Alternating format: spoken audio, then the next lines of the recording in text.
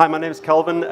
As Joe mentioned, I work for a company called Uno Digital, and we are essentially partners to some really cool tech, social media tech, a lot of which I suppose encompasses the principles I'm going to talk to you about today.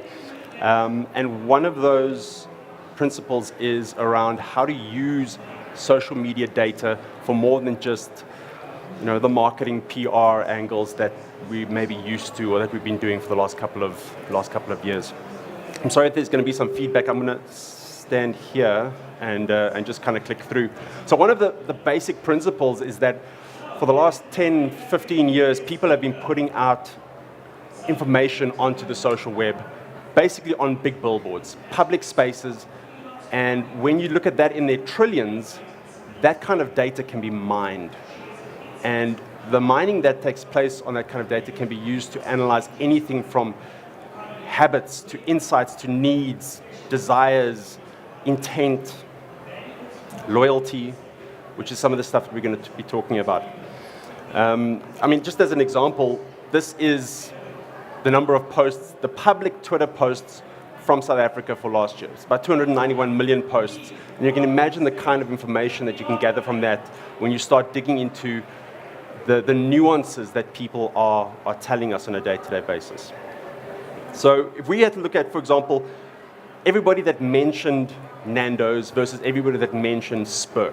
Let's call them, for the sake of argument, we'll call them Nando's fans and Spur fans, or Nando's consumers versus Spur consumers. Based on everything else they have given us from a public social media perspective, we can start analyzing things that we personally call affinities. And this is an affinity graph that I'm showing you right here. The people on the left are the people that mention Nando's, and the people on the right are the people that mention Spur. And based on what they have said outside of those discussions, based on who they followed, based on what they've shared, based on who follows them, you can start deducing that Nando's people have a slightly higher interest in house music, hip-hop, Chiefs, Chelsea, and football, and a number of other affinities. While the Spur people probably still have those interests, but on a much smaller scale, are into things like ultramarathons, nutrition, Formula One, cars, and that kind of thing. Two completely different psychographic groups, and not based on what they've said to Nando's or to Spur. Everything else they've told us. So we can go further. We can say, great, everybody who is a fan of Adidas, let's start analyzing not even what they've said. Let's use the hashtags that they've been using in the last week or month or year. Immediately we can start seeing things like they're Man United fans because they used hashtag MUFC more than hashtag LFC or something, or CFC, something of those sorts.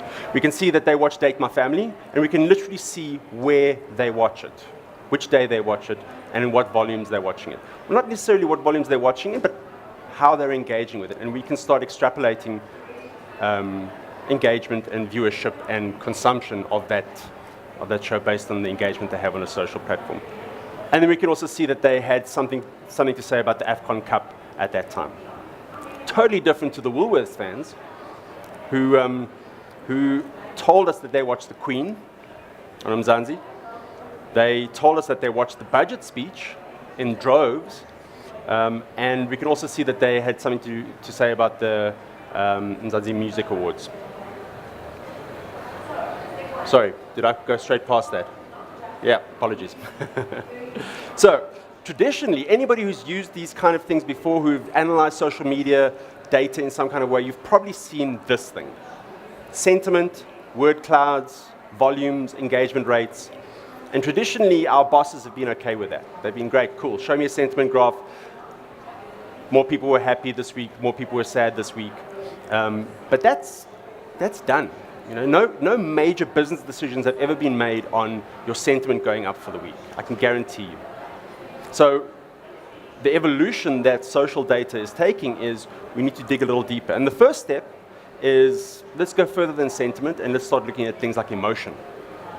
We can start looking at things like joy and sadness and disgust and anger and surprise and fear.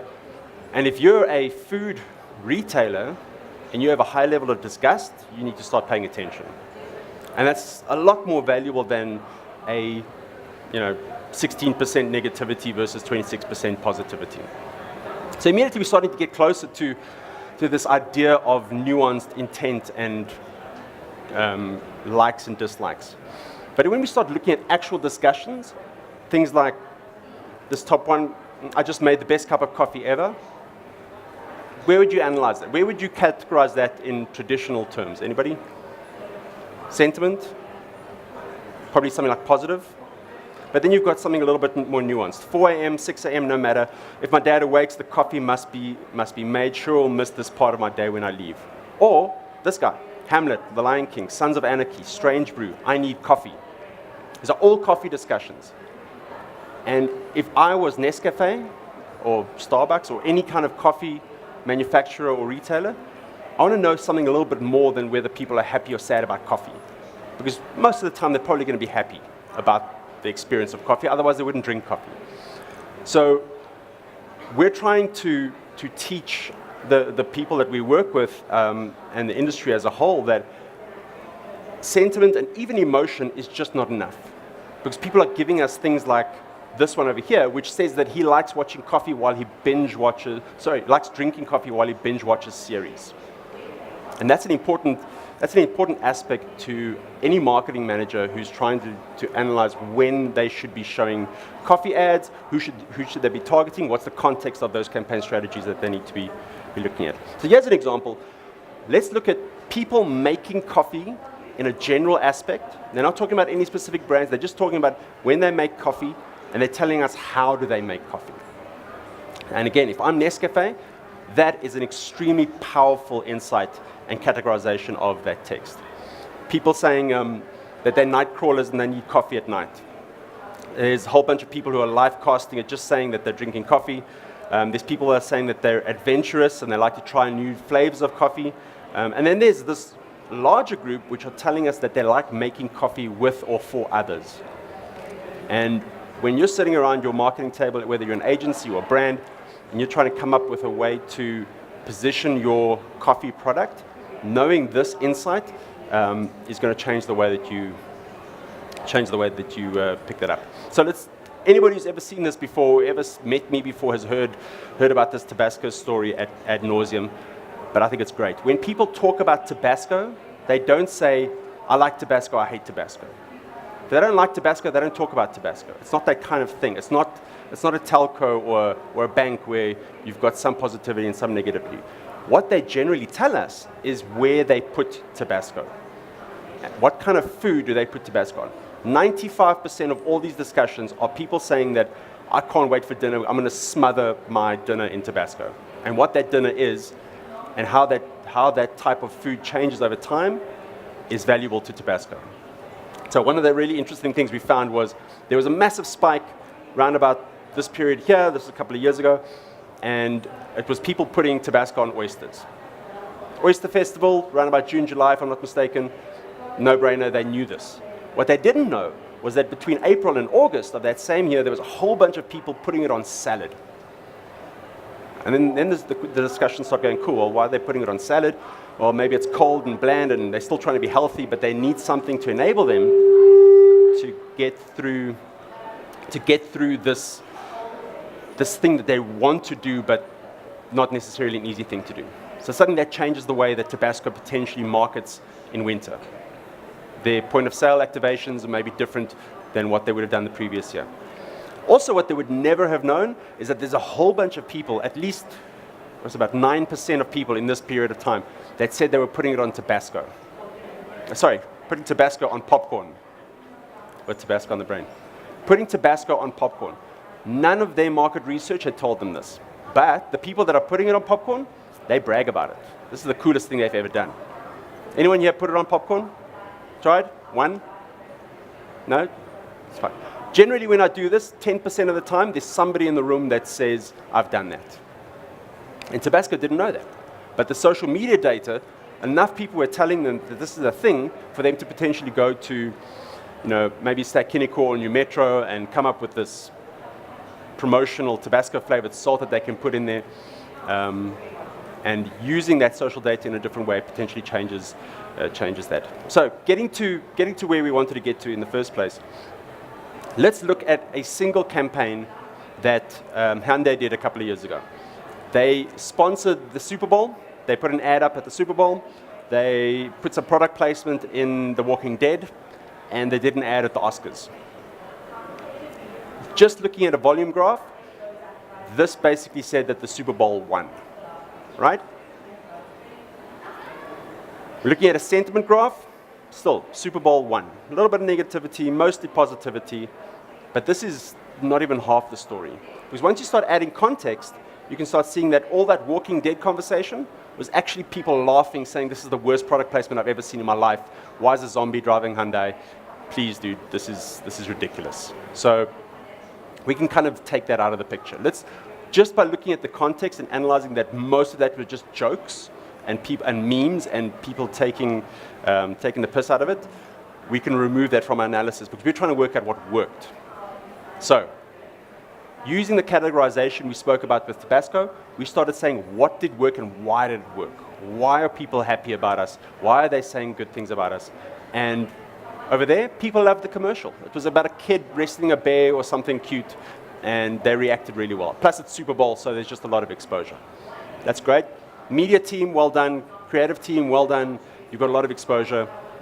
But what really gets people like the CFO excited is this little bump over here. And that's organic intent to purchase. Because after whatever they did and during whatever they did at the Oscars, a whole bunch of people started saying, I need to go test drive that Hyundai. I could see myself in a Hyundai. Or, did you see that Hyundai? I think it's really, really cool. All of that, none of those people are saying, hey, did you see that ad? I think I need to go and buy a Hyundai. Nobody says that. What they do is they see the ad, they see the marketing, they see the campaign, and then at some point later in the life cycle, after maybe seeing a couple of ads, they will organically go to social media and say, I want to do this. I want to consume your product. I want to drive your car. And that's something where we focus a lot on in how do we analyze social data to analyze intent. Okay. Another great example. This was local. This was Cadbury's. They did a whole bunch of promotional work end of last year. I think it was around the Cadbury's PS chocolate. All of that blue, promotional. People engaging with the competition, things they did on the beach. As it dies down, the yellow, which is the organic intent to consume, or the act of consuming, starts increasing. And that's, again, not people saying, hey, there was such a cool activation, I really need a Cadbury's chocolate now. It's people saying, can't wait till I get home, I've got a big slab of Cadbury's chocolate waiting for me. Or, I can't wait till Friday, my boyfriend's bringing me this chocolate, or my girlfriend's bringing me this chocolate. That's intent to consume. And that increased by itself at the tail end of a campaign. And it might be chance, it might be luck, but when you start analyzing that kind of thing time and time again, you start realizing which campaigns lead to that kind of organic discussion. So there's obviously the positive intent, but there's also negative intent. When you have a service company, let's take telco, let's take banks, those kind of things, people are less likely to say, I really want to join Cell C. It's the kind of thing where they're really quickly going to tell you that they're leaving, and that's where we start analyzing things called intent to churn, or intent to leave, or intent to switch if you're on a bank. And this particular example happened beginning of the year, or beginning of last year, or the year before that, I can't remember, where Cell C, who had been known to have the cheapest data rates, upped their data rates. And they probably, a lot of planning went into that. I know them personally, I used to work there. So obviously there was a lot of thought that went into it. But then analyzing the backlash and people literally saying, I'm done. The only reason I was here was because of the data rates, or, I may as well go to any other network because the data rates are the same. That's intent to churn, and that needs to be analyzed by itself. Only half of those people will say, I'm leaving because of the data rate increase. But you can still see an organic increase in that. So that's kind of intent. Does that make sense? Anybody? You're welcome to ask me questions as we go through. It's not I suppose it is a presentation, but let's talk a little bit about loyalty. Loyalty in the social media and online space, or as the previous speaker over there was talking about how millennials see things like loyalty and their affinities towards brands. needs to be taken completely differently. The reason for this is, and ignore the middle one, but 92% of consumers trust earned media more than any form of advertising. You've probably seen the stat a million times and the number changes, but the reality is they will much rather trust something that a human being has told them rather than what a brand is telling them. Or whether a brand can get as close to being human as possible. 81% of consumers' purchase decisions are influenced by social media posts, and that's a reality. Again, that same group of people, I think the stat that Craig had at the previous discussion was 1% of millennials trust or are influenced by advertising. They're very much influenced by influencer marketing, ambassadors, and that kind of thing. So when you're trying to work out a way to scale your social strategy, your loyalty strategy, your content strategy, the best way is to literally tap into the machine that you're trying to get into. The social machine that runs itself of people who are wanting to produce content, get them to produce content for you. Because the more they produce content for you, the more their followers and fans and anybody around them are likely to see your brand in an untainted way. You can come up with 1,000 incredible content pieces in your plan, put them out, get the best photographer in to come and take these incredible photos of your product in a location, but you find one guy running around Braamfontein, jumping from roof to roof, taking Instagram photos, and he's got your shoe in there. Other guys are more likely to buy that shoe because of that, not because of what you did. So you want to use social to scale social. And an example of that is obviously user-generated content, which is what I'm talking about. There's an example of a travel company called Hello World, and there's a couple of travel companies that have done this really well. There's actually some cool examples where Hello World have gone and mapped out the world. You can't hear? Let's get it, stand in front of the speaker, I think. Where Hello World have mapped out the world and started absorbing and collecting all the social posts that people are posting about their trips in that area. So if you go to the Hello World website at some point today, go to Johannesburg, go to Cape Town, zoom in on that, and you're going to start seeing real world people's really cool pictures of Cape Town and Johannesburg and the places that they're going to. Free, so Hello World gets that content for free, plus they're adding a level of loyalty or trust to their eventual fan base because these are organic photos that people are seeing. They're seeing real world validation of these locations. Plus the people whose pictures they're presenting are going to feel immediately loyal to this company as well. I mean, if I take a photo of one of my holiday pics and SA Tourism or somebody else decides that that pic is really cool and wants to validate it, I'd be over the moon. You know, so I mean, Adidas did the same thing. Again, real-world examples of people using their products way more effective than having stock photography and beautifully placed images on their own site. So, content scaling, getting people to work for you, is an incredible way. There's this principle in a thing called gamification, which has been carrying on for the last couple of years, where people will do things for you. They will work for you for 4 main principles. It's called SAPs. Status.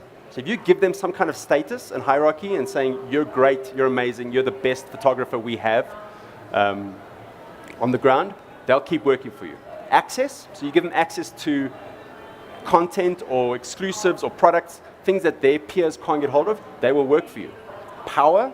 You give people access to power to moderate forums or blogs or anything like that, they will work for you. And the last one, and the least, believe it or not, the least powerful one is stuff. Everyone seems to think that if you give people shoes, they'll take pictures of your shoes. What's more likely to happen is if somebody is a major Adidas fan already, giving them extra shoes is going to be a blip on it. But if you validate them as being, you know, this incredible Adidas ambassador, they will encourage their friends around them to continue to create more content for you. So one of the other things, apart from the content side of things, is literally make them part of the company. So Lego, and this case study's been told a million times, but Lego does an incredible job of getting people to build their product roadmap for them. Proper Lego enthusiasts will spend 70 to 80 hours a week on this Lego community, generating ideas and building Lego pieces that they want their fans to vote up and get onto the Lego roadmap. So Lego have to do less work. Plus, these guys that are on there creating this stuff for them feel incredibly loyal to Lego. They feel part of the family, they feel part of the company. And the people on the other side that are watching this happen, same as with the generated content, they immediately feel that this is a lot more authentic than Lego just punting what Lego thinks you need to see and what you need to have on your products. Similar thing happened with Barclaycard. Barclaycard in the US literally created an entire credit card based off a small community of people that they gathered, put into an online community, and had them develop the brand, develop the CI, decide on the restrictions and the penalty rates and the interest rates. Where's the call center going to be held? How much should all the staff be paid? And because of that, it literally gets owned and feels like it gets owned by the people. It's not Barclaycard saying this is your credit card and you're going to have to stick with it. So the last bit to that is we've generated all this loyalty. Going back to the way that we analyze social data, we should then be analyzing and quantifying brand loyalty based on what people are telling us. When people start saying, I'm not wearing anything other than Under Armour, so I'm not going to switch from Under Armour to Nike, that falls under something called brand loyalty, as opposed to what we might have looked at it in the past, positivity, neutral, or negative. And the adaptation of those principles can take you in a number of different ways, because intent, loyalty, habits and needs are something that people are going to be giving us on a free basis, day in and day out. We need to be tapping into that. Thank you so much, guys. Appreciate your time. Thank you.